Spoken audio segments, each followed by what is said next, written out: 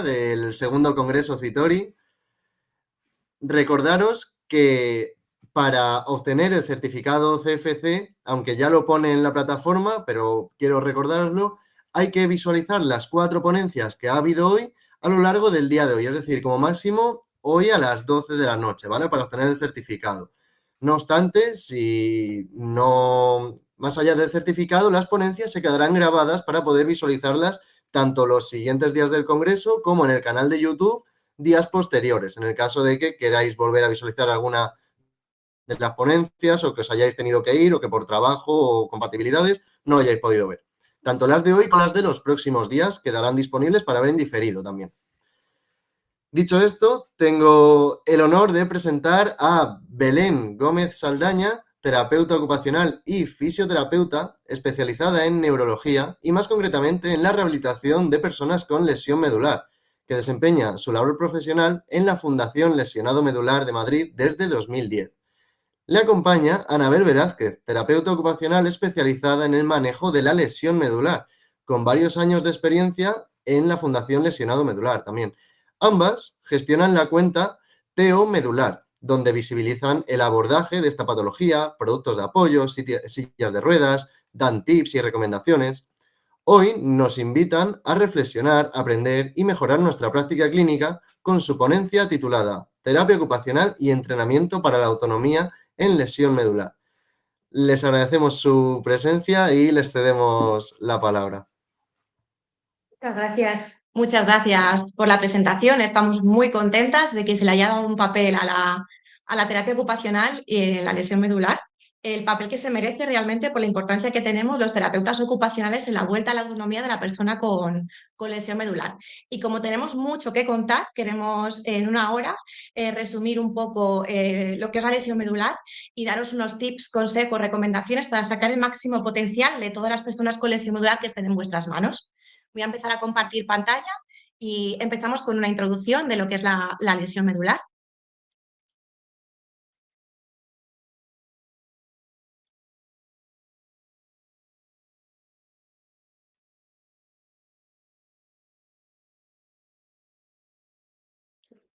Aquí estamos. Cerramos porque queremos que centréis un poco la atención en todas las diapositivas y cualquier duda al final de la presentación.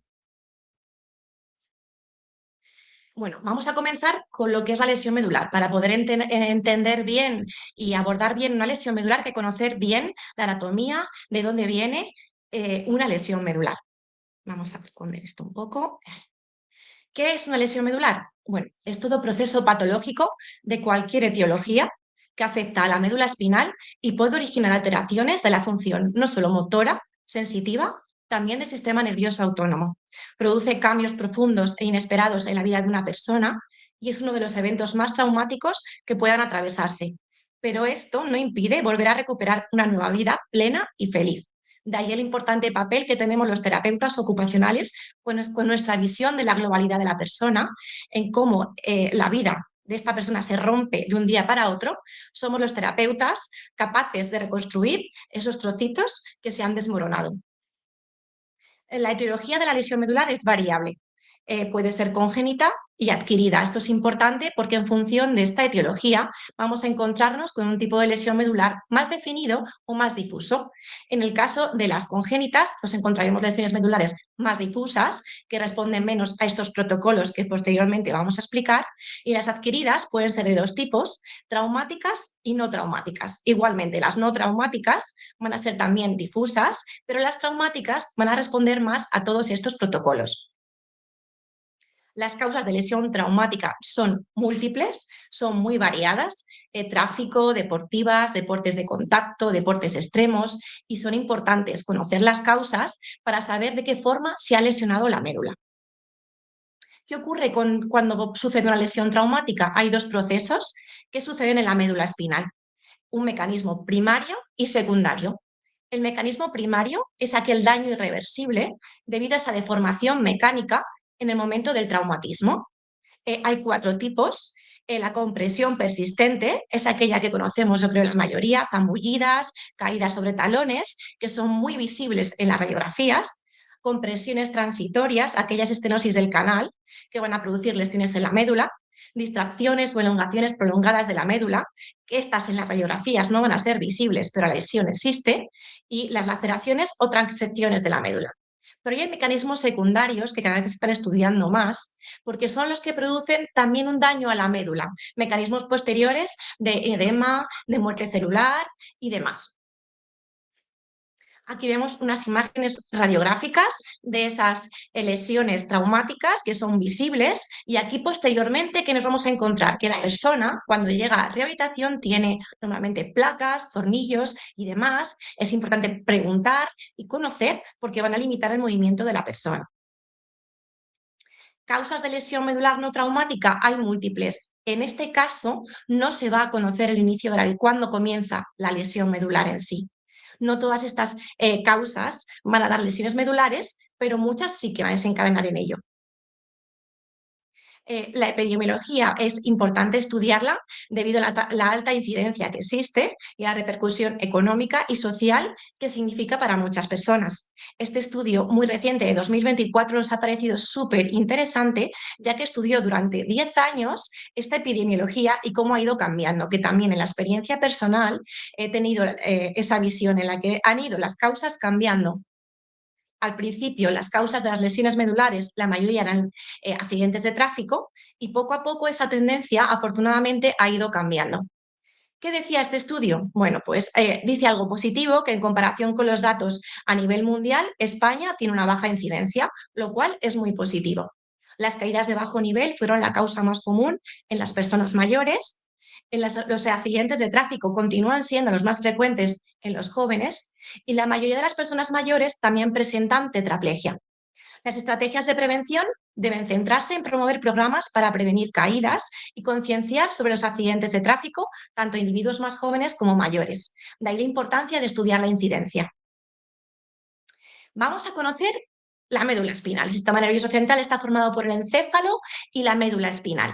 Es una de las lesiones neurológicas más neurológicas que hay. ¿Qué vamos a encontrar? Desde fuera hacia adentro. La columna vertebral, ese estuche, esa estructura osteofibrocartilaginosa compleja. Tiene 7 vértebras cervicales, 12 torácicas, 5 lumbares, 5 sacras y 3 y 4 cocigias. Importantísimas funciones de estabilidad corporal. Ser un centro de gravedad, proteger el cordón medular. Vamos hacia adentro, ¿qué encontramos? La propia médula espinal se aloja dentro del conducto raquídeo, revestida por las meninges. Se extiende desde el agujero occipital hasta el borde inferior de la primera vértebra lumbar. Es decir, vamos a encontrarnos un estuche de 70 centímetros, pero la médula va a medir 43, 45 centímetros en función de si es el hombre o la mujer. Tiene forma de un tallo cilíndrico de color blanquecino con 2 ensanchamientos. El superior cervical, desde C4 a T1, que son los nervios espinales para miembro superior, y un inferior o lumbrosacro de L1 a L4 lumbar y L4-S2 sacro. El cono medular es muy importante, vamos a ver luego bien qué es, inerva la zona de la montura y a la zona motora de esfínteres y zona parasimpática de la vejiga. Vamos a explicar qué es este cono medular. Se estrecha, la médula espinal se estrecha y termina en una extremidad cónica de vértice inferior, que es lo que se llama el cono medular, que termina a la altura de L2. De ahí sale un filamento llamado filum terminal, que se fija en la segunda vértebra sacra. Es una prolongación de la pía madre. Rodeando este filamento hay una maraña de raíces nerviosas lumbosacras que forman un conjunto llamado cauda equina, o lo que se llama la cola de caballo. Esta imagen es muy representativa y me gusta mucho porque aquí se ve bien cuál es el cono medular, filum terminal y esta maraña de fibras que va a formar lo que es la cola de caballo. Esta importancia de conocerlo es para luego conocer bien este tipo de lesiones y sus consecuencias. Hacemos un corte en la médula y vemos la sustancia blanca que rodea a la sustancia gris. En la sustancia gris tiene forma de H y es importante conocer qué va a controlar cada zona. El cuerno posterior es la zona sensitiva y el cuerno anterior va a ser la zona motora.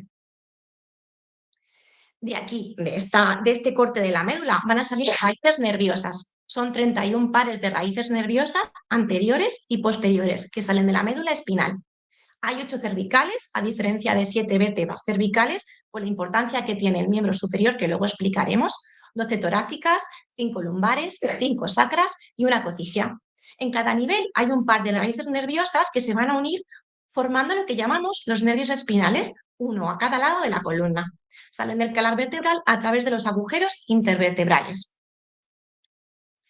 ¿Qué va a suceder? Pues de la médula va a partir este nervio mixto importante, toda la información que lleva este nervio. Va a haber una información motora, una información sensitiva y esos ganglios del sistema nervioso simpático y parasimpático van a transmitir también a través de este nervio la función del sistema nervioso autónomo controlando todas las vísceras. Esto es muy importante a la hora de saber la repercusión que va a tener la lesión medular. ¿Qué nos va a dar? Cada nervio lo que va a hacer es va a darnos lo que se llaman los dermatomas y los miotomas. Muy importante a la hora de valorar y clasificar la lesión medular. ¿Qué es el dermatoma? Es el área de la piel inervada por los axones sensitivos dentro de cada nervio segmentario. Es decir, es la proyección cutánea de la raíz sensitiva de un nervio. ¿Y el miotoma qué es? Pues ese grupo de fibras musculares inervadas por axones motores de cada nervio segmentario. La mayoría de las raíces inervan más de un músculo y la mayoría de los músculos son inervados por más de una raíz. ¿Por qué es esto importante?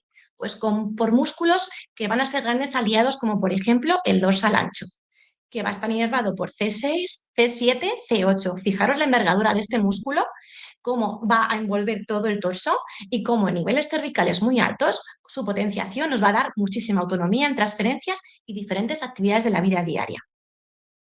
Los dermatomas se van a recoger en este mapeado, también importantísimos a la hora de valorar la lesión medular. Y esto todo lo recoge lo que se llama la escala ICE. Antes a escala Asia, ahora escala ICE. Va a tener dos exploraciones, una exploración motora y una exploración sensitiva. Dentro de la exploración motora se van a valorar 5 músculos claves de miembros superiores, 5 músculos claves en miembros inferiores, a través de un balance muscular que va a ir desde 0 a 5. Se debe valorar presencia o ausencia de contracción anal, recordaros de ese cono medular, la importancia que tiene esta valoración, y van a ser en un total de 50 puntos de normalidad para cada lado. Va a haber también una exploración sensitiva, se va a explorar 2 tipos de sensibilidad, toque ligero o tacto algodón, discriminación entre pincho y toque. Las puntuaciones van a ir de 0 a 2, hay 28 dermatomas de cada lado del cuerpo y hay 56 puntos para cada lado de puntuación. La clasificación de la lesión medular se revisa cada cierto tiempo y está recogida con unos estándares internacionales para la clasificación neurológica en la lesión medular. Aquí vemos dónde se recogen los datos de esta escala.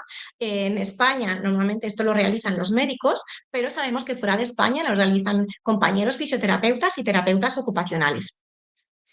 Es la escala de balance sensitivo, la hemos reflejado aquí. Vemos que va del 0 al 2, con 56 puntos totales para cada tipo de sensibilidad de cada lado corporal.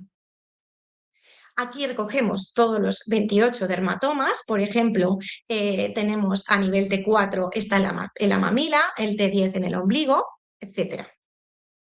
Y el balance muscular, que va a ir de 0 a 5, NT, que es no testable, igual que sensibilidad, y va a recoger ciertos datos que no son debidos a la lesión medular.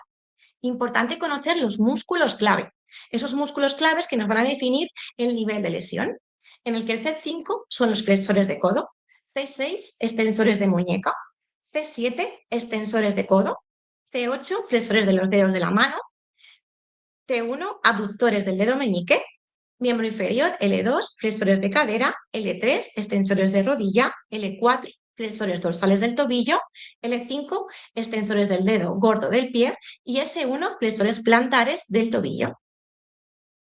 En función de esta clasificación, vamos a ver lo que es el nivel de lesión. Se va a definir como un nivel único y se va a nombrar por el nivel sano, tanto a nivel sensitivo como motor, en ambos hemicuerpos. Es decir, que si tenemos un nivel C7, significa que C7 es el nivel sano y, por ejemplo, por lo que hemos dicho antes, C7 tendrá tríceps.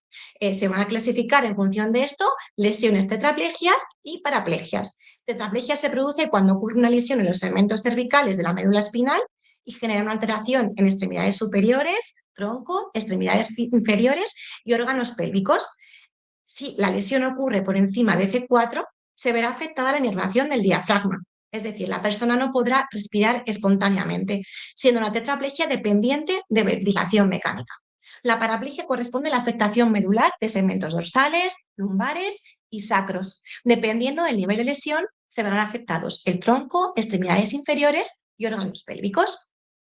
Atendiendo a su extensión, se van a definir como lesiones completas o incompletas. En lesiones completas, ¿qué sucede? No hay función motora ni sensitiva por debajo del nivel de lesión, aquel nivel sano que hemos definido, incluidos los segmentos sacros. En incompletas no vamos a encontrar restos sensitivos o restos motores. Vamos a reflejar los 5 niveles que recoge la escala AIS, en la que una lesión con una escala hacia A se define como lesión completa. Es decir, no hay debajo del nivel de lesión, no tenemos ni movimiento ni sensibilidad. Cuando la escala hacia es B, es una lesión que llamamos incompleta sensitiva. Es decir, debajo del nivel de lesión, la persona solamente va a sentir, no va a mover. En la escala hacia C, la lesión es incompleta motora, es decir, debajo de ese nivel de lesión no vamos a encontrar movimiento, pero no un movimiento suficiente para la funcionalidad de la marcha. En la escala hacia D, la lesión es incompleta motora, es decir, va a haber sensibilidad debajo del nivel de lesión y va a haber movimiento, un movimiento que va a ser con un grado mayor o igual que 3 de balance muscular en la mitad de los músculos clave por debajo, al menos la mitad de los músculos claves por debajo del nivel neurológico. Y el nivel E es cuando llegamos a un nivel normal. Las funciones sensitivas y motoras se han normalizado con déficits previos.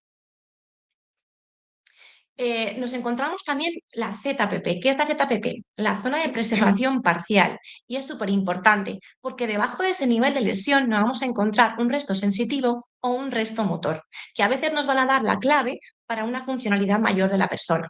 Así que es necesario conocerlos. Dentro de las lesiones medulares incompletas se pueden agrupar también y vamos a recordar aquella distribución de la médula y sus funciones para entenderlas mejor.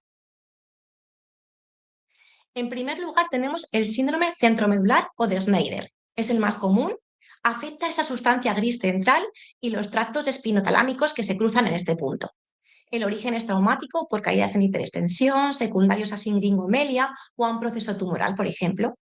Se afectan más los miembros superiores que los inferiores y la sensibilidad está afectada debajo del nivel de lesión. Después tenemos el síndrome de Brown-Séquard o de hemisección medular. Es el 17% de los síndromes medulares. La lesión se localiza en la mitad de la médula espinal. La principal etiología suele ser traumatismo penetrante y otros como hernia discal, procesos inflamatorios, isquémicos o neoplásicos, como también la siringomelia. Se afecta la función motora y la sensibilidad propioceptiva, discriminativa y psilateral. Y hay afectación de la sensibilidad termoalgésica y dolorosa contralateral. Síndrome medular anterior, nos acordamos que en la parte anterior está controlada la función motora, con lo cual las consecuencias van a ir en ese sentido. Va a haber una pérdida del movimiento voluntario debajo del nivel de lesión y los síntomas sensitivos comienzan 2 o 3 niveles debajo de la lesión con dificultad para reconocer el dolor y los cambios de temperatura. Síndrome medular posterior es el menos frecuente, la lesión se localiza en los cordones posteriores y la etiología más frecuente es de tipo no traumática. Se va a alterar la sensibilidad profunda o propioceptiva. Hay una preservación de la sensibilidad termoalgésica y de las funciones motoras. Y el síndrome de cono medular y síndrome de la cola de caballo. Hay confusión entre ellos por su parecido clínico, aunque anatómicamente son lesiones completas, se clasifican como lesiones incompletas realmente. En fase aguda solo se pueden diferenciar con pruebas radiológicas. Su epidemiología es baja, el 3% son causas de hernias de disco y la causa traumática es un perfil de hombre joven que cae sobre nalgas, talones. El síndrome de cono medular es menos frecuente, afecta ese engrosamiento final de la médula, por lo que la afectación va a ser mucho más simétrica, tanto motora como sensitiva, que en la siguiente, que es el síndrome de cola de caballo. Ese conjunto de nervios de marrayas que salían de la parte distal va a dar lugar a una afectación más asimétrica. La vejiga, intestino y miembros inferiores serán arefléxicos. Va a ser una lesión de motoneurona inferior y, bueno, pues es un poco la diferencia entre uno y otro. Todo esto nos va a llevar a que la lesión medular se va a quedar, no se van a quedar en lesiones con afectación motora sensitiva, va a ir mucho más allá. Una lesión medular va a tener una repercusión en lo que hemos contado anteriormente en el sistema nervioso autónomo y en las vísceras. Va a haber síntomas motores, de sensibilidad, dificultad en control de esfínteres, sexualidad, termorregulación, respiratorios, cardiovasculares, y todo ello va a conllevar unas consecuencias psicológicas en la persona. Además de estas manifestaciones, va a haber unas complicaciones que hemos marcado en este esquema, un poco un resumen para que las tengáis en cuenta, en la fase subaguda y crónica. Se difieren en diferentes fases. En la fase aguda van a ser diferentes que en la fase subaguda y crónica. Bueno, pues complicaciones a nivel cardiovascular, respiratorias, espasticidad, digestivas, alteración de los reflejos, urológicos, dolor, psicológicos, musculoesqueléticos y cutáneos. Es una afectación multifactorial en la que solamente no podemos contar con terapeutas ocupacionales, sino también con fisios, con médicos, psicólogos, médicos, logopedas y un largo etcétera, etcétera, etcétera. Vale, ahora vamos a ver un poquito de manera general, valoración en terapia ocupacional. ¿Vale? ¿Qué tenemos que valorar cuando nos llega una persona con lesión medular a la sala de terapia ocupacional? Pues lo primero que vamos a hacer va a ser una entrevista semiestructurada para conocer mejor a la persona e iniciar así, de esta manera, el primer vínculo terapéutico, que va a ser fundamental a la hora de realizar el tratamiento. Vamos a realizarle preguntas sobre las actividades básicas de la vida diaria y sobre actividades instrumentales de la vida diaria para conocer un poquito el grado de independencia o dependencia que tiene en su día a día. Además, vamos a valorar el balance articular de miembros superiores. Vamos a utilizar un goniómetro y vamos a valorar movimiento pasivo tanto de miembro superior izquierdo como de miembro superior derecho. Vamos a valorar también balance muscular de ambos miembros superiores con la escala Daniels. Valoramos también sensibilidad, ya sea superficial, profunda, combinada o cortical. Valoraremos el grado de independencia de las actividades de la vida diaria. En este caso, podemos utilizar la escala STIM-3, que es una escala específica de lesión medular y que ahora más adelante la vamos a ver un poquito más específicamente. Y también tenemos la escala FIM, que es la medida de independencia funcional. También es muy importante valorar la destreza manipulativa y la coordinación. Para ello, podemos utilizar escalas como el Knight-Hall-Peck Test, el Box and Block Test, y vamos a valorar todas las pinzas y presas, y vamos a indicar pues, si la persona realiza una pinza subtérmino lateral de manera adecuada, si la puede realizar pero sin fuerza o si directamente no es capaz de realizarla. Y por último, tenemos también que valorar espasticidad de miembros superiores y para ello podemos utilizar la escala Ashworth modificada. Vamos a ver ahora la escala STIM-3, ¿vale? Que es una escala específica para lesión medular que describe la capacidad de la persona para realizar ciertas actividades de la vida diaria. Es la primera herramienta de evaluación específica en pacientes con lesión medular que ha sido adaptada para su uso en España. Es fácil de usar, no requiere manual y el rango de puntuación de esta escala va de 0 a 100, donde puntuaciones más altas nos van a reflejar un mayor nivel de independencia. Aquí tenéis los ítems en los que se divide la escala STIM-3, ¿vale? En autocuidados, respiración y control de esfínteres, movilidad, dormitorio y cuarto de baño, movilidad interiores y exteriores. Vamos a irlos desglosando ahora uno a uno. ¿Vale? En total, esta escala contiene 19 tareas que están organizadas a su vez en tres subescalas. La primera es el autocuidado. ¿Qué incluye este ítem? Pues alimentación, pues por ejemplo, si es capaz de cortar, si es capaz de abrir los recipientes, si es capaz de llevarse comida a la boca, de sostener la taza con el líquido. Baño mitad superior y mitad inferior incluye pues el enjabonado y la manipulación del agua del grifo. También incluye vestido tanto de parte superior como inferior y aseo, que incluye lavarse las manos y la cara, cepillado de dientes, peinarse, afeitarse y maquillarse. Luego tenemos el ítem de respiración y control de esfínteres, que en este caso nos incluye respiración, control de esfínter, ya sea vejiga o intestino, y el uso de VC, que incluye higiene perineal, colocación de la ropa antes y después y uso de compresas o de pañales. En el ítem 3 tenemos movilidad, que incluye la movilidad tanto en el dormitorio y en el baño, que en este caso pues, se refiere a la movilidad en la cama y la acción para prevenir las úlceras por presión, la transferencia de silla de ruedas cama y la transferencia silla de ruedas baño ducha. Y luego también incluye la movilidad en interior y en exterior, ya sea movilidad en distancias cortas, en distancias moderadas o en distancias más al aire libre, más largas, que incluyen más de 100 metros. También valora subir y bajar escaleras y en este caso, en este ítem, valora la transferencia silla de ruedas coche y la transferencia suelo silla de ruedas. Luego la puntuación, como he dicho anteriormente, la puntuación total es 100, pero de la parte de autocuidados la puntuación máxima que se puede conseguir es 20, en la parte de respiración y control de esfínteres la puntuación máxima es 40, en movilidad dentro de dormitorio y baño la puntuación máxima es 10 y movilidad en interior y en exterior la puntuación máxima que se puede conseguir es 30. Vale, y ahora ya hemos visto un poquillo de valoración y vamos a ver ahora funcionalidad según niveles de lesión. Entonces, ¿por qué nos encontramos que nos puede llegar un informe en el que la persona tiene una lesión medular C8 si solo tenemos 7 vértebras cervicales? Por el número de nervios raquídeos. En total tenemos 31 pares de nervios raquídeos, de los cuales son 8 cervicales, 12 torácicos, 5 lumbares, 5 sacros y 1 cocigio. ¿Por qué hay 8 cervicales? Porque el primer nervio cervical sale entre el cráneo y la primera vértebra, el atlas. A consecuencia de esto, los siguientes nervios de C2 a C7 van a salir del pedículo de la vértebra que tienen por encima.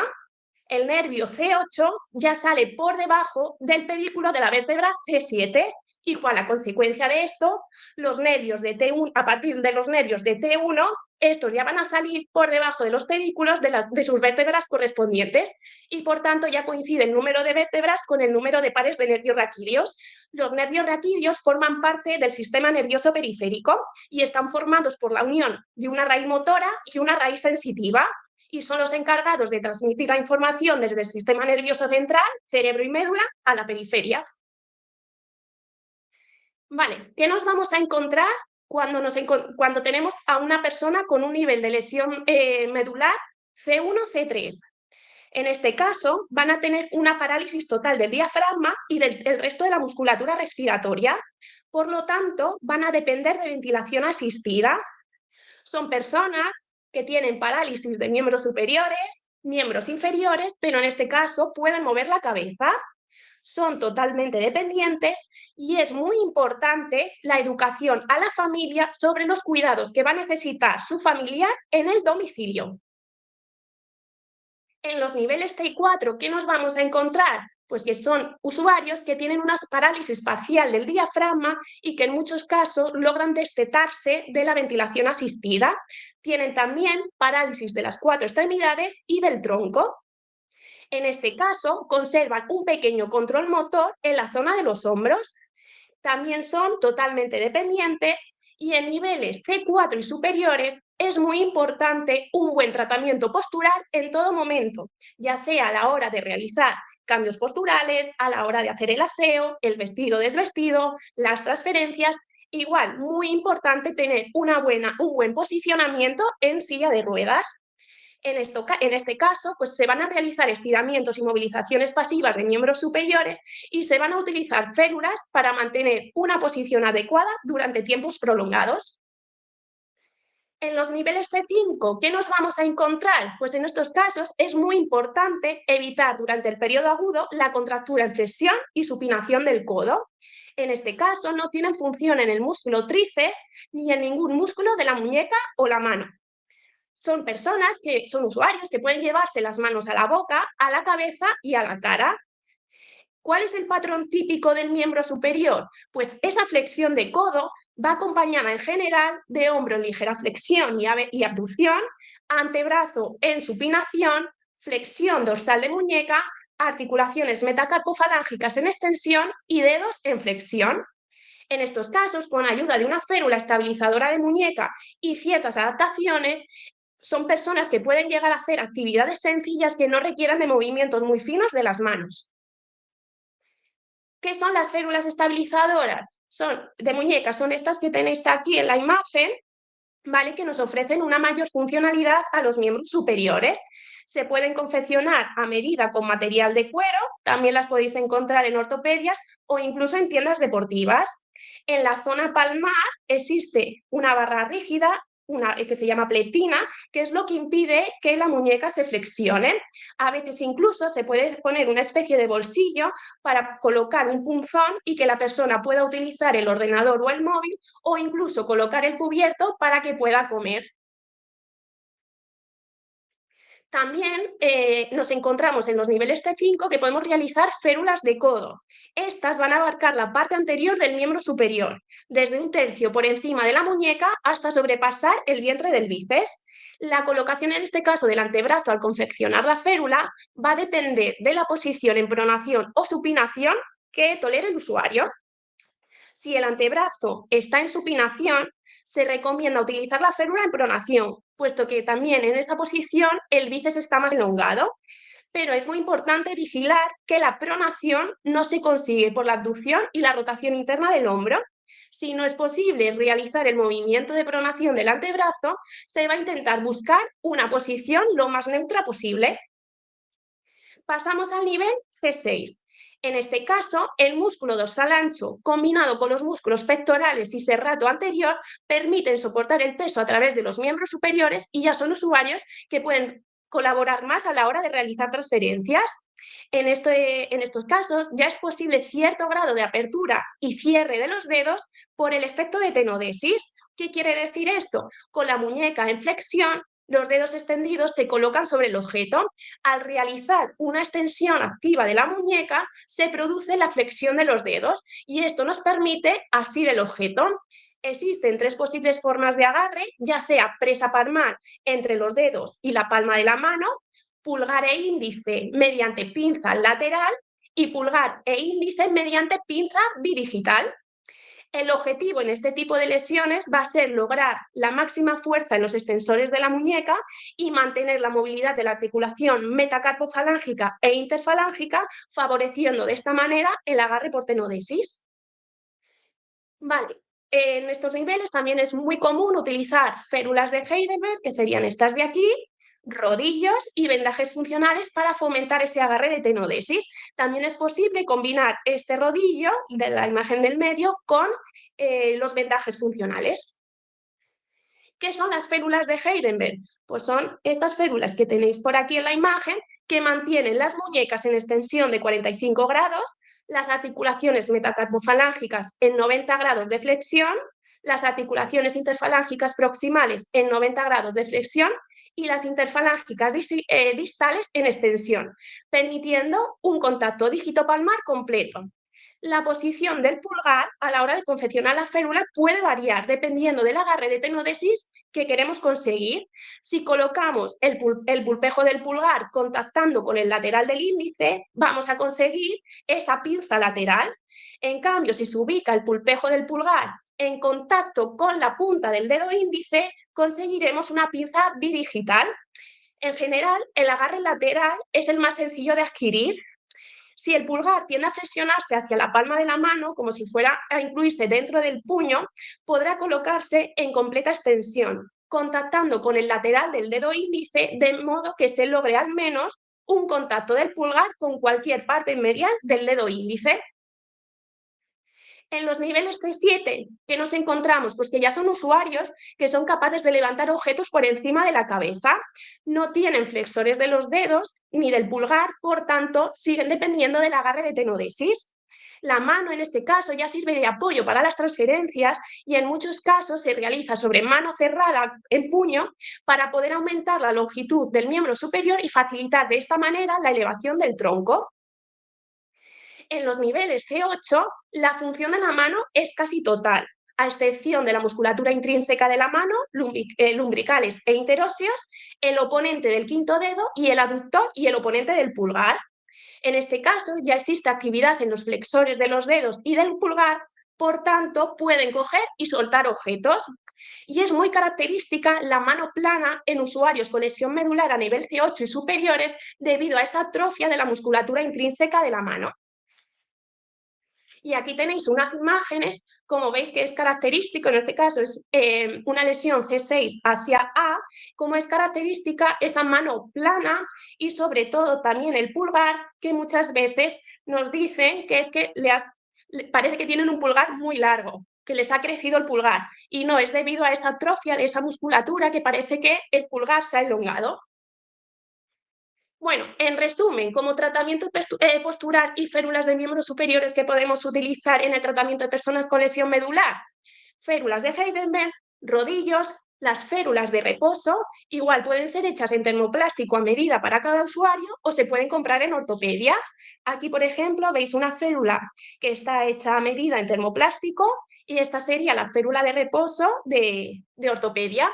Y también es muy común la utilización de férulas estabilizadoras de muñeca, que en este caso nos van a facilitar la realización de los ejercicios manipulativos.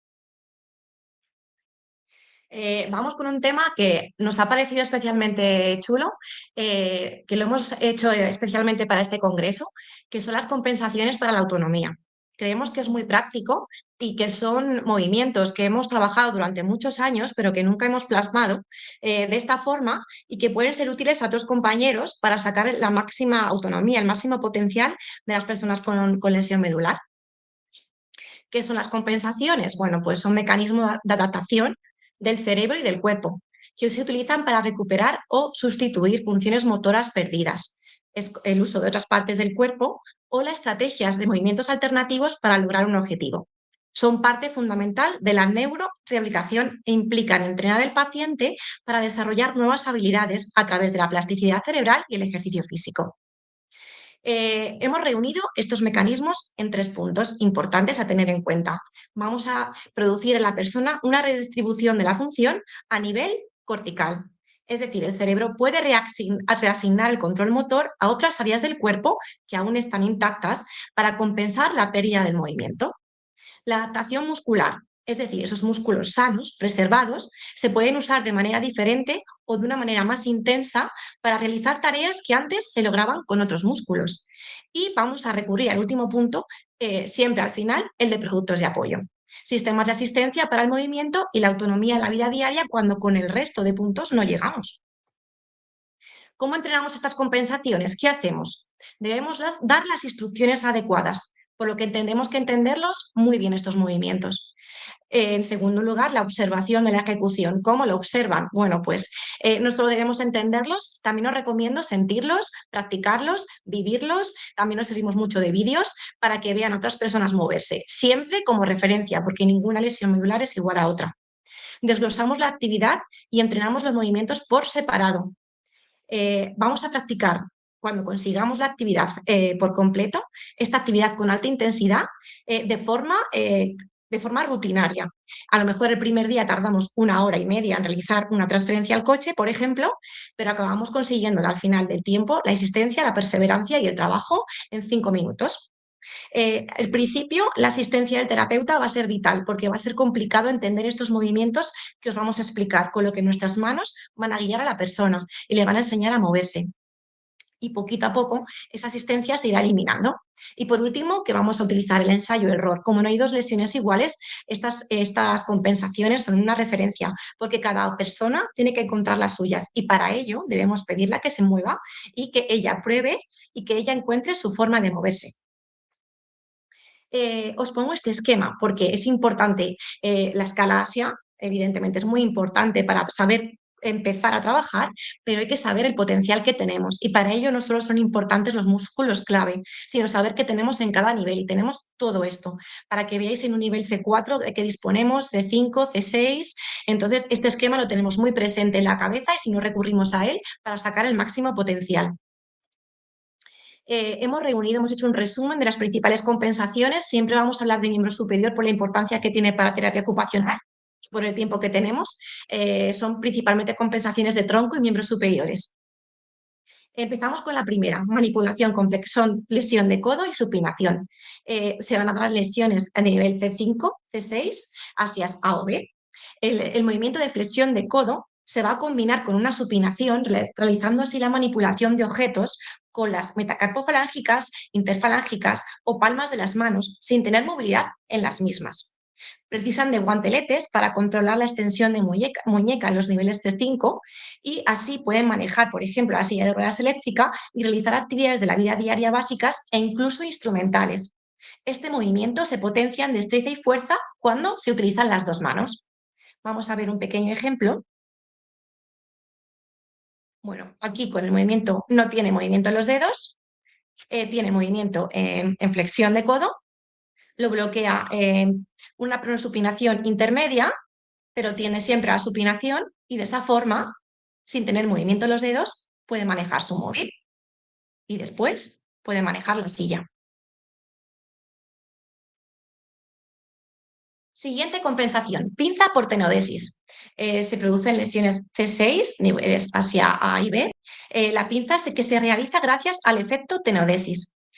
¿Qué hace esta pinza? Aprovecha la extensión de los dedos en la flexión de la muñeca para compensar la ausencia de extensores de los dedos. Y con la extensión de muñeca se suple la ausencia de flexores de los dedos. Pinza que puede llegar a alcanzar una gran precisión con un buen entrenamiento y un tratamiento postural adecuado, como hemos explicado antes, en la fase aguda y subaguda. Para que veáis cómo se consigue al final la manipulación de diferentes objetos gracias a esta pinza. Podemos comparar cómo puede coger la persona un vaso y cómo puede coger una copa sin tener ningún tipo de movimiento de dedos, simplemente con tenodesis. Y ahora nuestro querido Alan, que muchos conocéis. Las lentillas. Con paciencia colocamos la lentilla en el nudillo, aquí, yo por lo menos. Y nada, bajo el ojo de aquí, en plan, bajo la parte de abajo del ojo y...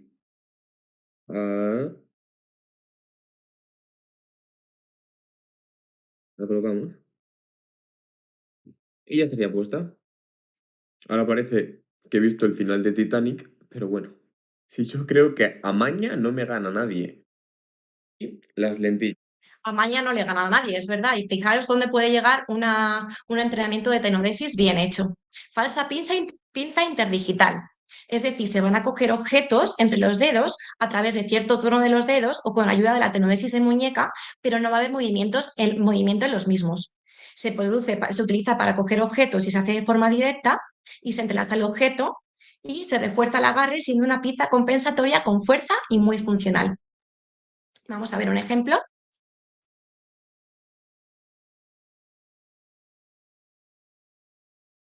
Cómo entrelazando el lápiz, en este caso, consigue esta precisión para poder escribir. La flexión de muñeca, es decir, como una especie de mano caída, como sustituto del agarre de objetos. Los se van a producir en lesiones C6, Asia A y B, ya que precisa de cierta estabilidad de la muñeca. Es decir, la persona deja caer la mano, bien en flexión o bien en extensión, para sustituir el agarre de los objetos. Se deposita el objeto, el móvil, yogur, etcétera, encima de la mano. Se utiliza esta como un soporte mientras se manipula con la otra mano este objeto para realizar la actividad deseada. Aquí vemos un par de ejemplos, como en el caso de la tetera, con esa mano caída consigue levantar el peso, y en el caso del yogur, es verdad que tiene un cierto agarre de los dedos, no es activo, sino que es pasivo debido a un cierto tono muscular, consigue sujetar el yogur. Seguimos. Agarre con flexión de codo para control de tronco o inclinaciones del cuerpo. Se puede realizar en lesiones C5, C6. La flexión de codo se utiliza como un punto de anclaje en superficies como las empuñaduras de la silla o el propio cuerpo en las transferencias y volteos para manejar las piernas. Ayudan a pivotar el cuerpo y desplazarlo, compensando así la falta de equilibrio y la musculatura ausente con este movimiento. Se utiliza para deslizar el cuerpo y realizar colocaciones, y en situaciones de desequilibrio también se utiliza para equilibrarnos en la propia silla. Vamos a ver un par de ejemplos. Entonces, engancho aquí, cojo la pierna cómo se utiliza en el lado de la derecha el agarre para coger un objeto que tiene en el armario, y en el de la izquierda de esta forma puede manejar sus piernas. Siguiente, flexión de tronco y cabeza para transferencias, lo que llamamos un balanceo. Utilizamos lo que es la relación pelvis-cabeza. Se puede utilizar en todos los niveles de lesión, y entender este mecanismo bien facilita los desplazamientos y permite las transferencias en niveles de lesión muy altos. Los miembros superiores se sitúan delante de la pelvis y a través de la flexión exagerada de cabezas se logra eliminar la carga en la pelvis. La persona puede desplazar la pelvis en sentido contrario a la dirección donde se mueve la cabeza. El siguiente es el bloqueo de codo para transferencias. Lo podemos conseguir en lesiones C5, C6. Se consigue con un movimiento de flexión de hombro y aducción combinado con un apoyo de la mano en sobreextensión. El estiramiento de los músculos flexores contribuye a este bloqueo compensatorio del codo. En niveles C6 hay mayor estabilidad debido a una inervación parcial del tríceps. Es decir, en C6 no vamos a encontrarnos normalmente con un tríceps cero, lo que nos va a dar más facilidad en este movimiento. Aquí vemos la relación pelvis-cabeza cuando echamos la cabeza hacia adelante, cómo liberamos descarga en la pelvis y de esta forma, acompañado con movimiento de los miembros superiores, vamos a poder realizar transferencias. Siguiente compensación, inclinaciones laterales de tronco para desplazamientos del cuerpo. Lesiones también C5, C6, C7, movimiento que usa la relación pelvis-cabeza y se realiza con la activación de la musculatura preservada de miembros superiores y deslizamientos del propio peso del cuerpo. La pauta para entender este movimiento es lleva la cabeza hacia el lado contrario donde quieras despegar la pelvis. Vamos a ver un claro ejemplo de la combinación de estas técnicas compensatorias. No hay tríceps y produce un bloqueo de codo. Con inclinación de tronco consigue un apoyo. Con apoyo de miembro superior y esa inclinación de tronco, vemos cómo también consigue mover su pelvis. Y esos balanceos e impulsos que con la musculatura preservada da para poder colocarse de cúbito supino sin ningún tipo de ayuda. Y la felicidad que supone esto para nuestra Manuela. Vale, seguimos. Movimientos de hombros y codos para desplazar en decúbito supino el cuerpo. Cuando la persona está en la cama, esto es de mucha utilidad, es decir, clavamos los codos, clavamos los codos en la camilla, en la cama, y con pequeños movimientos la persona consigue desplazarse. Y esto parece poco, pero es mucho. Balanceos de peso, siguiente compensación con hombros y cabeza para elevar el tronco, muy útil para coger cosas del suelo y levantarnos cuando nos desequilibramos de la silla. Vamos a ver vídeos. En un caso lo realiza sin coger nada del suelo y en el caso de la izquierda consigue coger un objeto bastante pequeño. Solo hay musculatura de hombro, no tenemos tríceps. Hace una especie de impulso con bíceps y con musculatura interescapular y cabeza termina de subir. Balanceos del peso, de todo el peso del cuerpo para rotar. Los volteos, los conocemos muchos.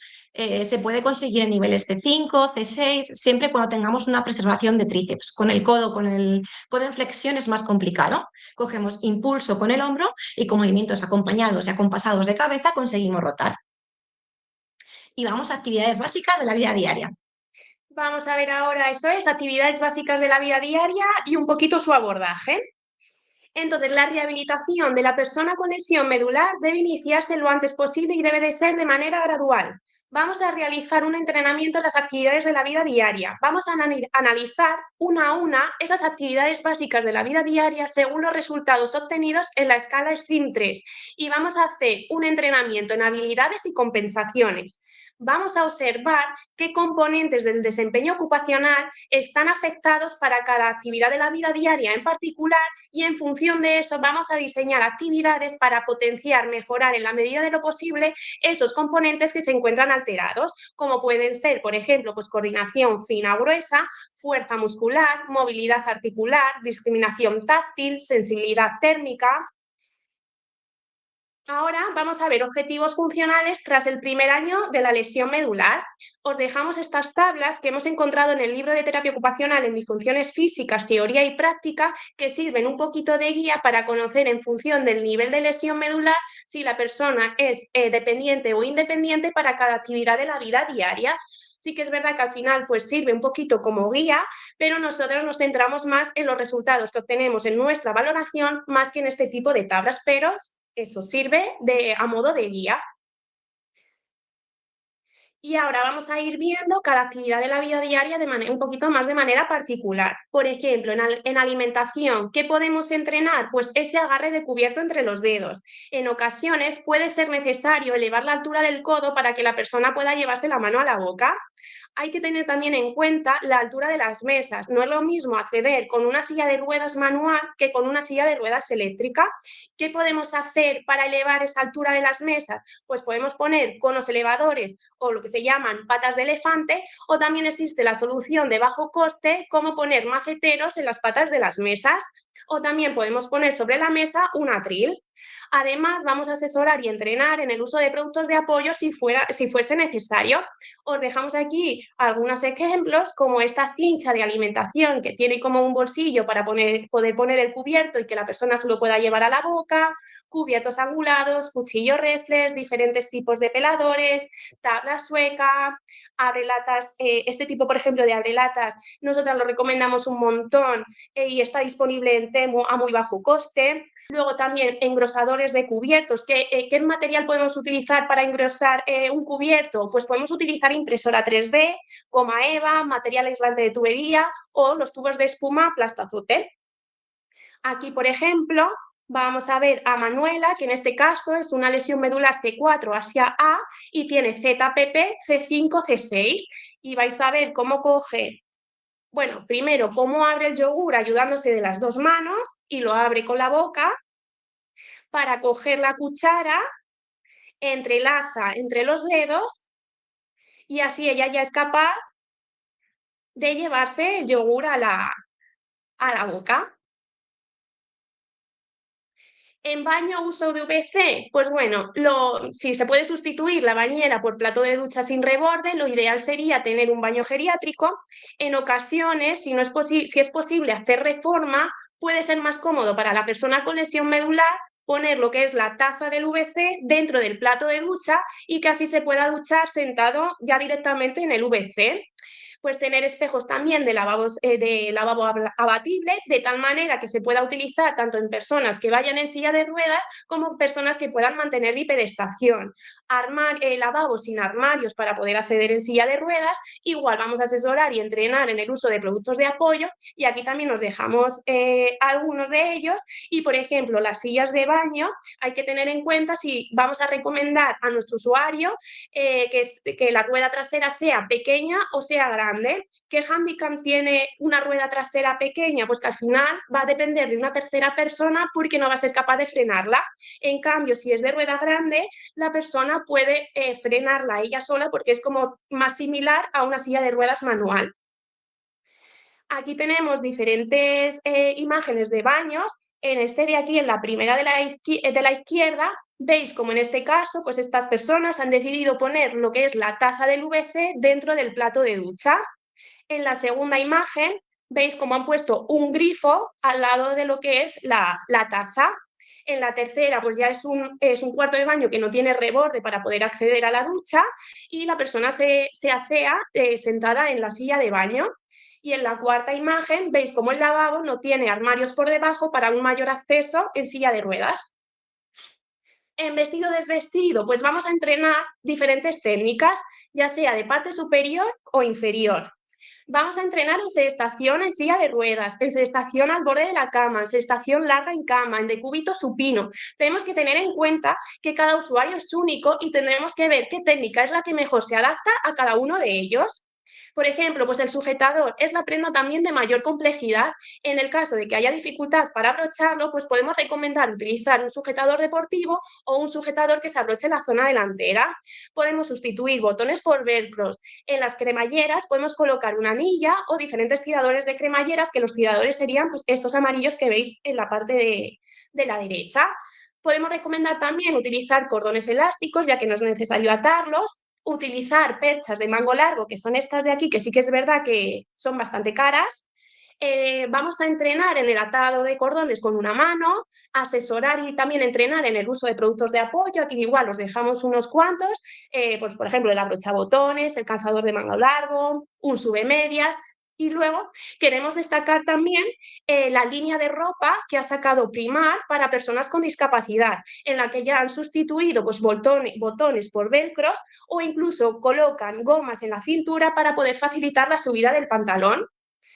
Y también tenemos este tipo de zapatillas que las podéis encontrar en Adaptalia Shop, en las que tienen una cremallera bastante amplia que permite meter el pie si la persona lleva un antiequino. Entonces es mucho más fácil para esa persona ponerse y quitarse el calzado y favorecemos así la independencia y la autonomía en el calzado. Aquí ahora, por ejemplo, vamos a ver cómo Manuela se pone el abrigo y vais a ver, por ejemplo, cómo ella ahí mete primero los dos brazos, se ayuda de la boca para colocarse la manga.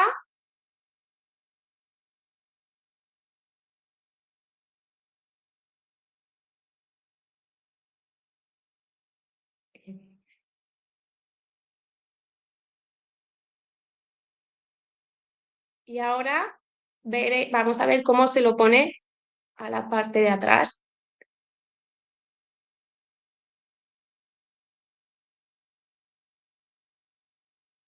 La podéis seguir en Instagram, su Instagram es @maanvoz, que sube así vídeos muy chulos, ¿veis? Y ahí ya ha sido capaz de ponerse el abrigo. Y en este caso, por ejemplo, para que veáis también cómo se lo quita, bueno, primero se quita la bufanda. Veis ahora en el vídeo de la izquierda esa compensación de tronco hacia adelante, mira, ahora lo está haciendo justo también en el de la derecha para quitárselo, esa compensación de tronco hacia adelante para llevar el abrigo a la parte delantera y luego ya se quita las mangas.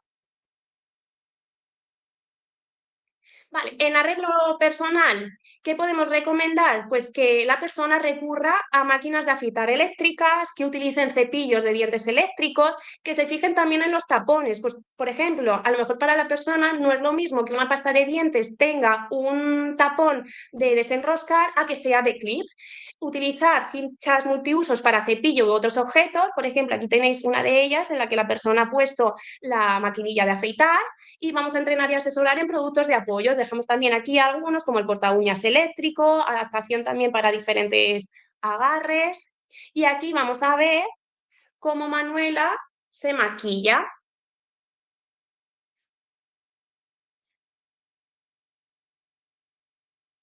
¿Veis cómo utiliza para coger lo que es el lápiz de las cejas? Utiliza las dos manos.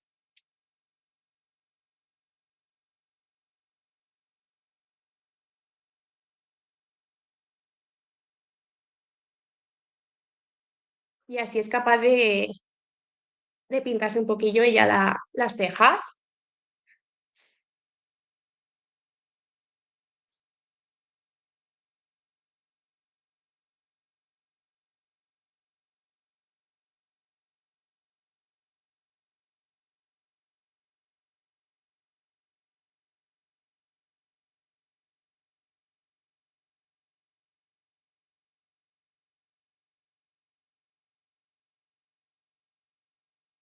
Mirad cómo ella utiliza una cincha para colocar en este caso ahora el lápiz.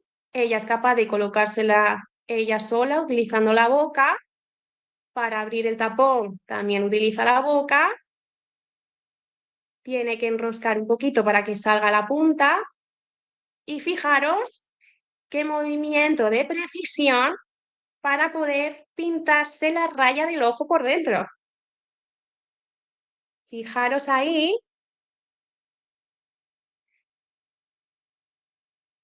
cómo lo hace. La verdad que es que Manuela es una campeona y está consiguiendo unas cosas increíbles.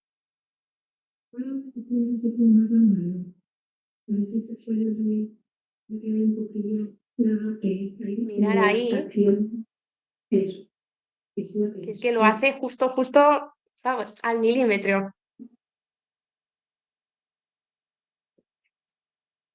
Ahí. Vale, en respiración, ¿qué podemos hacer? Pues podemos colocar diferentes tipos de soportes en las sillas de ruedas para que los usuarios lo puedan transportar, ¿vale? Y puedan poner ahí los asistentes para la respiración. En este caso, por ejemplo, veis en esta foto que han colocado, esto es una jabonera, aunque no lo creáis, es una jabonera que se ha podido poner, anclar, por así decirlo, a la silla de ruedas y han podido colocar ahí el respirador. Luego, en cuanto a vejiga e intestino, ¿qué podemos hacer desde terapia ocupacional? Pues podemos entrenar en diferentes posiciones para el sondaje, ya sea en silla de ruedas como fuera de esta. Algunos usuarios se van a sondar en VC para no tener que enganchar la bolsa, sobre todo en aquellas personas con lesiones medulares altas. El sondaje en silla de ruedas al final requiere bajar y subir la ropa, y esto es muy importante para favorecer las salidas al exterior.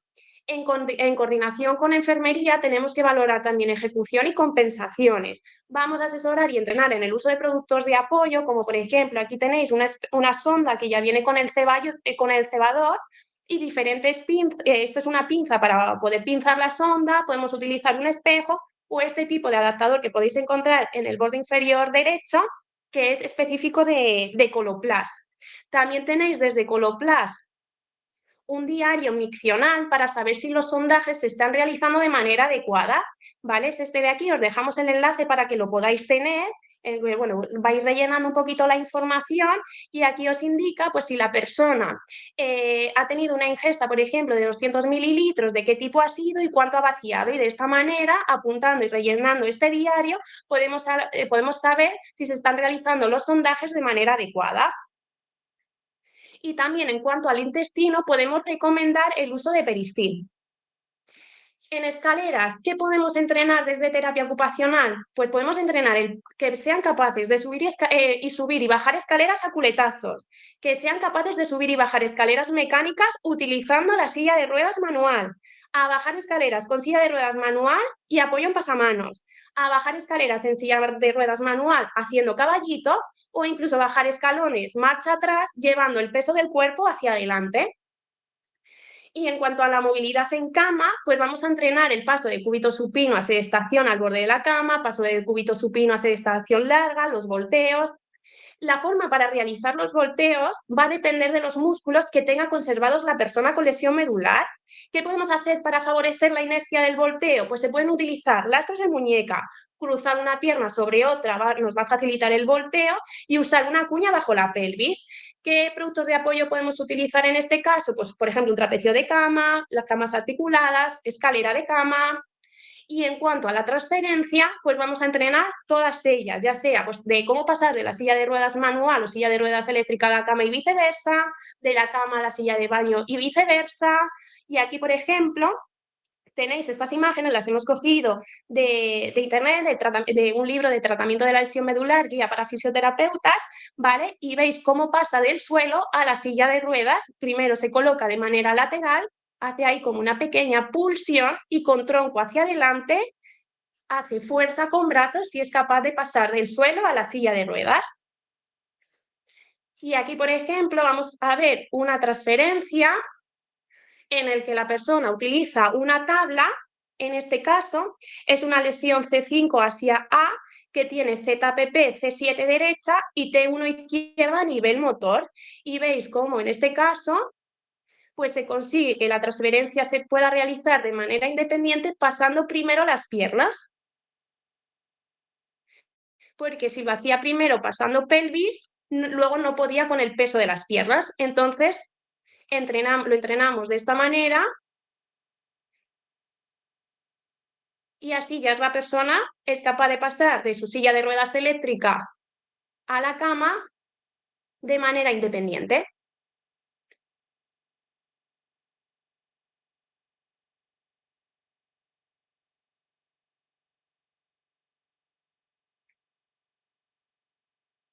Ahí está.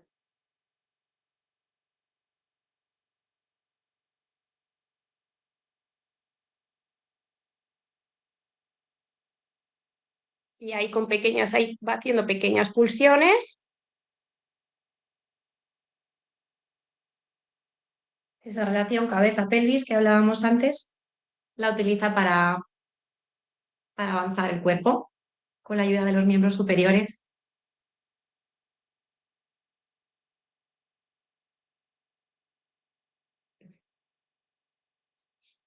Y en cuanto a deambulación, pues vamos a entrenar y asesorar en sillas de ruedas eléctricas. Es muy importante que conozcamos los diferentes tipos de tracción, ya sea tracción delantera, central o posterior, otra será, perdón, para conocer cuál es la que más se adecua al estilo de vida de nuestro usuario. Vamos a entrenar también en su manejo y a entrenar y asesorar en sillas de ruedas manuales, ¿vale? Pues si el usuario quiere una silla de ruedas que sea más o menos activa, vamos a entrenar que sea capaz de realizar caballito, que pueda subir y bajar pequeños escalones, rampas. Y luego también entrenamos y asesoramos en el uso de andadores, muletas, férulas estabilizadoras de tobillo, antiequinos. Y vamos con unas nociones para mejorar las actividades instrumentales de la vida diaria. En esa reconstrucción que hablábamos de la persona, ya cuando pasa la fase aguda, subaguda, tampoco podemos esperar mucho más porque el ocio, el deporte, los viajes forman parte de la vida y de la calidad de vida, de la felicidad de las personas. Así que no tenemos que olvidar esta parte porque es una parte muy importante de la persona y de la terapia ocupacional. ¿Qué nos pasa? Que las escalas que existen de instrumentales, que es el Lawton, la más utilizada, pero no la podemos utilizar porque se nos ha quedado obsoleta en muchos sentidos, como en el caso del uso del teléfono móvil y el ordenador. Ya que en el teléfono, por ejemplo, va a valorar el marcaje y ahora mismo pues, nos interesa saber si la persona manda WhatsApp, si se puede mandar audios, si se puede conectar, navegar por Internet y demás. Y no contempla actividades como, por ejemplo, la conducción, actividades instrumentales muy importantes que van a proporcionar autonomía a la persona con lesión medular. Hablaremos también del tema de viajes, del tema de ocio y del tema de deporte. En el caso del manejo del móvil y el ordenador, utilizamos cinchas para colocar el puntero, sirve la cincha que veíamos antes en alimentación y cambiamos el cubierto por el puntero. También se utiliza punteros, pero en lugar de con la cincha, en lesiones altas, lo utilizan con la boca. Para ello colocamos el móvil con un atril adecuado y de ahí también una adaptación importante que es colocar el móvil de forma que sea accesible. Existen aplicaciones para manejar el uso por el control de voz, que en lesiones muy altas son indispensables. Tenemos el Siri, pero hay aplicaciones como Voice Assets que se pueden instalar en dispositivos Android. El manejo del transporte público. En muchas ocasiones la persona con lesión medular no se atreve a coger el transporte público y es clave para desplazarse, pues por ejemplo, a ir al teatro, al cine. Es muy importante entrenar esta actividad en la vida diaria. Establecemos rutas con el usuario, al principio más fáciles, la acompañamos y le damos las pautas necesarias. También aprovechando esto, hablamos un poco también de los viajes, les comentamos la existencia de plazas H en los trenes para personas en sillas de ruedas. Hay trabajadores que se encargan de prestar la asistencia necesaria en estas plazas H. Se puede solicitar la asistencia y no necesitar la plaza H, porque la persona es capaz de realizar la transferencia al asiento y no necesita viajar necesariamente en la silla de ruedas. Aquí vemos un caso de un chico que trabajamos con él el uso de transporte público y al principio, pues como a todos, incluso a veces caminando, da miedo el transporte público. Entonces le acompañamos y bueno, pues nos ha devuelto un vídeo de regalo en el que va solo con su Batec de un lado para otro de forma independiente y bueno, pues las primeras sesiones fueron de miedo, fueron de pánico, fueron de yo no voy a poder y ahora también, bueno, recomiendo que lo sigáis también porque ha contado ahí por Instagram su proceso, así que es una alegría ver este tipo de vídeos. Realizar compras. Bueno, pues hoy en día muchos de nuestros usuarios realizan compras por Internet, pero muchos de ellos pues no quieren, no se apañan. Si están interesados en hacerla por Internet, bueno, pues que vamos a entrenar también el acceso al ordenador. Vamos a valorar adaptaciones para el ordenador, con el control facial, por ejemplo, o buscando ratones accesibles, como es el modelo que vemos aquí. En el caso de que quieran continuar yendo a los supermercados, bueno, pues hay que hacer un acompañamiento y dar las pautas necesarias. Informar de que existen cajas preferentes para PMR, se puede pedir ayuda para alcanzar los productos. Igual las primeras sesiones la persona tiene miedo y hay que acompañarla. Vemos aquí un ejemplo de manejo del ratón que os hemos contado. Es un sistema trackball que suelen ser fáciles de manejar, con botones también con una sensibilidad especial. Y bueno, pues es una recomendación, pero como hemos contado, cada persona tiene su propia adaptación y hay que valorarla. En el cuidado de la casa nos podemos ayudar de la domótica y de cerraduras inteligentes, por ejemplo. Aquí vemos un ejemplo, es una cerradura inteligente o Smart Lock, es un pequeño dispositivo que se acopla a la cerradura existente por el lado de dentro de la puerta. Tiene un pequeño motor que hace girar la llave cuando recibe la orden, pues bien desde una aplicación en el teléfono móvil, vía Bluetooth, Wi-Fi. También otro sistema muy utilizado es la apertura en remoto de la entrada al edificio. Un ejemplo es el Ring Intercom. Es necesario descargarse la aplicación e instalar el dispositivo al interfono que tengas en casa. De esta manera, cuando llama a alguien desde la calle, automáticamente te sale una notificación en el móvil. Desde ese momento decides abrir o no. E incluso puedes hablar con la persona y esto se puede realizar estés donde estés. Fijar la ventaja. Bueno, aquí tenemos un par de ejemplos de adaptaciones de un domicilio. Cobertura de en el puerta que- principal. Ay, perdón.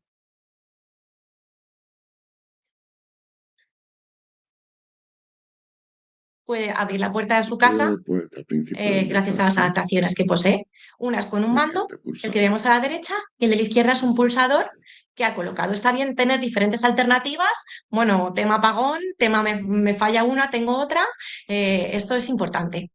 Igual para la puerta fijaros, los portales tienen puertas muy pesadas, Abrir pues también es importante puerta pensar cuando la persona se va a su de- casa, este tipo de adaptaciones, cómo realizarlas, hablar con la comunidad y demás. Bueno, en el cuidado de la casa, como hemos dicho, la domótica nos va a apoyar y tenemos un montón de ideas: el control inteligente de la temperatura, iluminaciones, enchufes inteligentes, sensores de movimiento, mobiliario de domótica, electrodomésticos inteligentes. Pero a veces las adaptaciones son sencillas, no requieren de mucho gasto y a veces son las mejores. A veces pues, nos han comentado, es que me quiero ir a casa y no sé cómo tirar la basura. Fijaos esta idea que os queríamos compartir y cómo puede tirar la basura sin problema. La conducción, importante para la autonomía. Para hacer una conducción accesible hacen falta 2 puntos: adaptar la accesibilidad del propio vehículo y adaptar la accesibilidad para la conducción de la persona. Adaptaciones hay un montón. Bueno, pues hay rampas, plataformas. Esta plataforma de aquí que está a la derecha está incorporada a la propia tabla, porque a veces es el problema de poner la tabla, que se me escurre. Esta plataforma es muy chula y además se puede cambiar de un coche a otro. Sistemas que cogen la silla y la meten, pues vienen arriba, en la parte de arriba del coche, vienen el maletero, robots, sensores, gracias con un mando que hacen que no tengamos que abrir maletero. Hay miles. Y luego las adaptaciones para la conducción. Hay 2 tipos: mecánicas y electrónicas. Las mecánicas, bueno, pues son más baratas, la posibilidad de avería es menor, se cambian fácilmente si cambio de coche, pero hay un mayor desgaste físico y más riesgo de lesiones porque, como vamos a ver, los pedales abajo pueden hacer daño en el pie de la persona, que encima tengamos en cuenta que a veces no tiene sensibilidad. Y las electrónicas pues son más costosas, se pueden averiar, hay mayor dificultad de cambio, pero bueno, son más ergonómicas y hay un movimiento libre de pedales que nos va a asegurar no tener lesiones y heridas, que es un riesgo importante en la persona. Pues mira, las adaptaciones para el volante he reunido como unas 3 empuñaduras para ese agarre, para suplir ese agarre que la persona no tiene y que la conducción sea segura. Empuñaduras de 2 puntas, 3 puntas, pomos y muchas más. Las adaptaciones mecánicas también para los pedales, es un sistema de palancas que se ponen en los pedales. Pues bueno, tenemos 2 ejemplos: el inversor del acelerador o un bloque, por ejemplo, extensor de pedales en el caso de que la persona lo necesite. Aquí vemos un vídeo. Lo que hago principalmente es apartar No sé si se ve bien. Bueno, se ha quedado un poco pillado. los pies de Esta es una palanca que veis aquí arriba y bueno, lo que hace es una palanca que llega al pedal y lo aplasta. Y veis aquí ese riesgo del que hablaba de hacer daño al pie. Y bueno, ahora cuando coja, tiene hecho una muñequera, cuando coja ahí la fuerza que tiene que hacer para poder mover el acelerador y el freno, que realmente es este brazo que sale de aquí del volante. Adaptaciones electrónicas también hay un montón: manetas de aceleración, el círculo acelerador, empuñaduras, bola multifunción, acelerador inalámbrico, que es súper nuevo, el freno y el acelerador a través también de una empuñadura.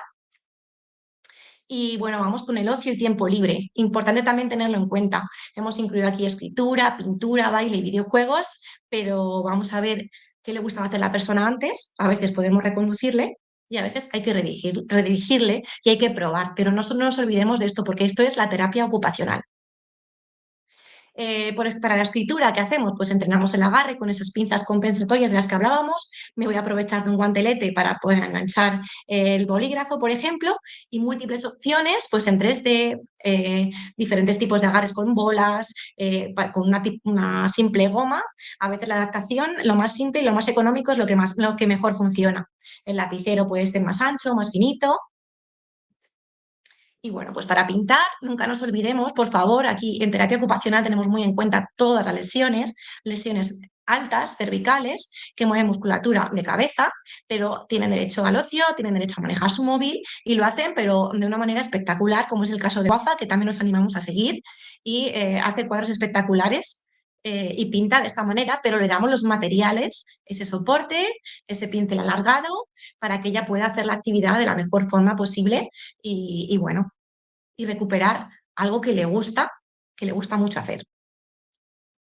Bueno, también hemos puesto el baile porque cuando preguntas a alguien, ¿te gustaba bailar? A veces se le ilumina la cara y lo utilizamos mucho como terapia. Además, cuando bailas en equipo, pues hacemos que las personas se coordinen, aumenta la motivación, la participación, nos evadimos de preocupaciones, os recomendamos bailar todos los días que podáis con la gente que le gustaba, estimula el sistema cardiovascular, la memoria, atención, hay una mayor conciencia del cuerpo, favorecemos esa sociabilización, liberamos endorfinas y es una ocupación significativa para muchas personas. Así que os recomendamos que preguntéis siempre, ¿bailabas antes? Y te van a decir, es que yo ya no puedo bailar. ¿Cómo que no? Y bailamos como sea. Los videojuegos, bueno, he resumido mucho, muy mucho. El mundo de los videojuegos es un mundo que nos encanta, tanto fin como fin de ocio en sí mismo, como terapia. Hay mandos adaptados, como los que vemos aquí, el de Xbox, el mando Access, que estamos probando ahora mucho, el Quack Stick, que es para lesiones altas, que ahora veremos si nos da tiempo un vídeo, y uno que está en próximo lanzamiento, que es el Mode de Aurax, que se va a manejar con la boca, y bueno, nos parece una idea brutal. Y bueno, pues para terminar, el tema de videojuegos. Hola, soy Alan del Ruedas, un chaval que juega videojuegos con la boca, y hoy os traigo un vídeo que os encanta, que es el tutorial de cómo juego a diferentes juegos con el mando del Quad Stick. Ya os he traído vídeos como cómo juego al Fortnite y cómo juego al Valorant. Hoy toca el X Defiant. No sé si se pronuncia así, pero bueno. Llevo jugando 2 días y la verdad que me gusta mucho. Así que os vengo a explicar cómo juego usando la boca. Vale, para jugar al X Defiant. Bueno, voy a adelantarlo un poquito.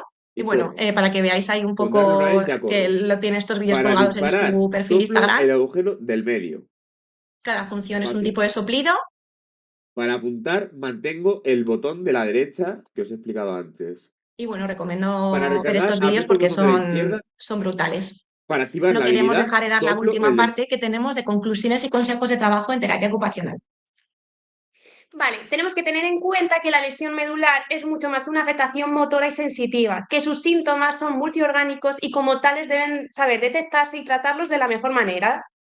Debido a esta afectación multiorgánica, una correcta valoración y el abordaje interdisciplinar es indispensable para poder conseguir objetivos y mejorar de esta manera la calidad de vida de la persona con lesión medular.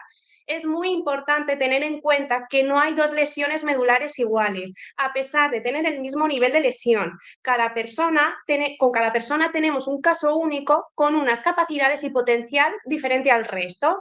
No hay protocolos, pero sí que tenemos a personas y a capacidades. Es imprescindible la figura del terapeuta ocupacional en la rehabilitación de la persona con lesión medular. Es el experto en analizar el impacto que tiene la lesión medular en todas las áreas de la persona y busca las mejores soluciones para cada caso, siempre teniendo en cuenta los roles previos, muy importantes, y los objetivos que queremos conseguir en cada caso, y donde la persona con lesión medular siempre es la principal protagonista en las intervenciones. Tenemos que ser capaces de establecer objetivos terapéuticos que sean realistas, que sean evaluables, enfocados a tareas funcionales y que además sean significativos para la persona, para así favorecer la autonomía y la participación en todas las áreas de desempeño ocupacional con la meta final de mejorar la calidad de vida de la persona con lesión medular.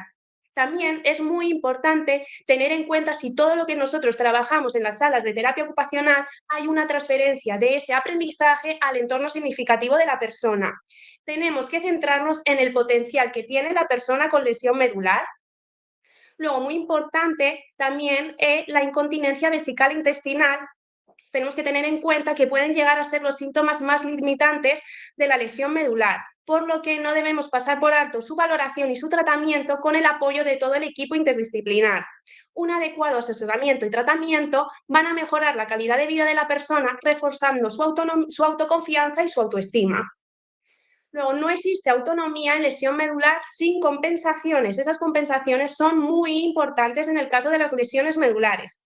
Precisan superar una barrera emocional importante al reflejar que la persona no podrá realizar estas actividades como antes y forma parte de nuestro trabajo esta aceptación. El entrenamiento en el manejo del cuerpo y el trabajo del nuevo esquema corporal son fundamentales para mejorar estos movimientos compensatorios. El movimiento en colchoneta y fuera de dispositivos, y hay que entender el nuevo cuerpo y cómo se mueve de esta manera. Luego queremos mencionaros también a la asociación ASPAIM, que es una asociación sin ánimo de lucro, que está declarada de utilidad pública con la misión de promover y fomentar toda clase de acciones y actividades destinadas a mejorar la calidad de vida de las personas con lesión medular y con gran discapacidad física. Es un recurso imprescindible para las personas con lesión medular y bueno, que sepáis que está presente en muchas comunidades autónomas como Madrid, Castilla y León, Valencia, Murcia, Asturias y aquí en Madrid tenemos ASPAIM Madrid. Y también mencionaros como recurso a la Fundación de Lesionado Medular, que se encuentra en Madrid, que es una entidad sin ánimo de lucro que ofrece servicios de rehabilitación integral y apoyo a personas con lesión medular. Fue creada en Madrid en 1997 por los socios de la asociación ASPAIM, que se percataron del vacío de los recursos integrales existentes tras el predio hospitalario para las personas con lesión medular y que además cuenta con un centro residencial, centro de día y centro de rehabilitación. Os dejamos aquí también el Instagram por si lo queréis seguir, que se suben vídeos muy chulos, tanto de terapia ocupacional como de fisioterapia y de actividades que se realizan en la propia fundación. Y bueno, os dejamos aquí la bibliografía que hemos utilizado para realizar esta ponencia, os dejamos libros, artículos, páginas web que también hemos visitado para poder realizarla. Y nada, con esto es todo. Muchas gracias y esperamos que os haya gustado. Vamos a quitar a salir de pantalla. Vale. Bueno, Así que ya creo, igual hemos terminar de pasado compartir. un poco de tiempo, pero Terminar de compartir. Bueno, pues ya, no sé si preguntas. Ay, muchas gracias por los comentarios. sí. Y no sé si Si ahí tenéis alguna duda o algo.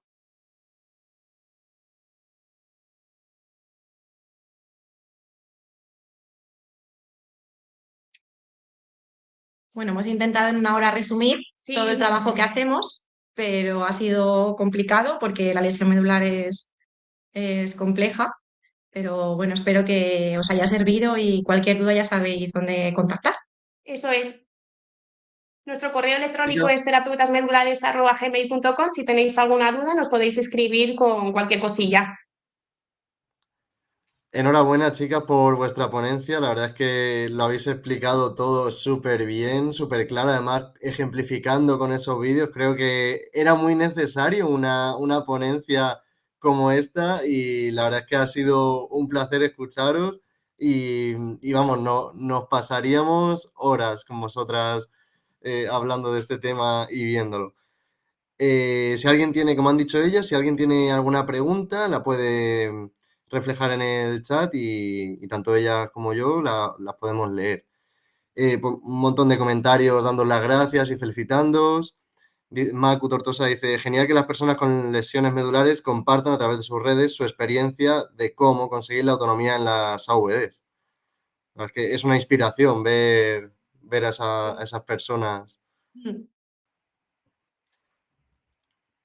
que les ha encantado, que buen trabajo y enhorabuena.